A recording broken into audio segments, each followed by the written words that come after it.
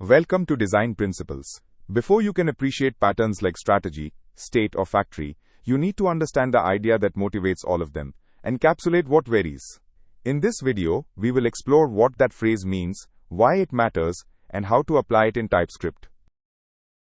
Imagine an order class that calculates a total. At first, it handles one tax rule. Then a second region is added, so you drop in an if statement. Then a third, a fourth. Soon the tax logic is a sprawling chain, living inside a class that also manages line items, discounts, and shipping. Every time tax rules change, you crack open the entire order class and risk breaking the parts that were perfectly fine. This is the pain. Volatile behavior is tangled with stable behavior, and every small change has an outsized blast radius. Think about a car.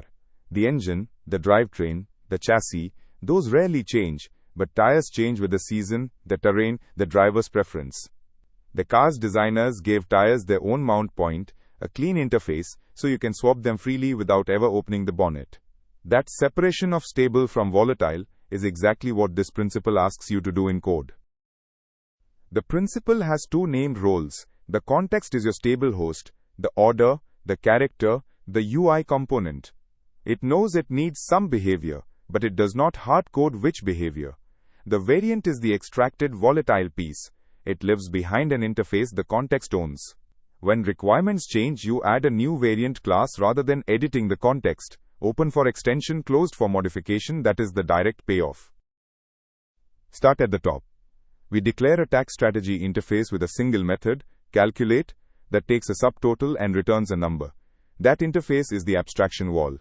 Below it, standard tax implements tax strategy and multiplies by 20%. Zero-rated tax also implements tax strategy and simply returns 0. These are our variants. Each one encapsulates exactly one volatile rule. Now look at order, our context. Its constructor accepts a subtotal and any tax strategy. It holds a reference to the abstraction, not to a concrete class. The total method adds the subtotal to whatever the injected strategy returns. Order has no if statements about tax. Finally, at the bottom we wire them. We pass 100 as the subtotal and a new standard tax as the strategy. The result logged is 120. If tax rules change tomorrow, we write a new class and pass it in. Order is never touched. Because the context only talks to the interface, it is completely decoupled from every concrete variant. You can unit test a standard tax in complete isolation, and you can test order by injecting a trivial stub. This indirection also makes the principle the engine behind several classic patterns. Strategy extracts interchangeable algorithms this way, state extracts mode-specific behavior, and factory extracts object creation logic. The honest trade-off is that for behavior that genuinely never changes, the extra interface and extra file add indirection with no real benefit.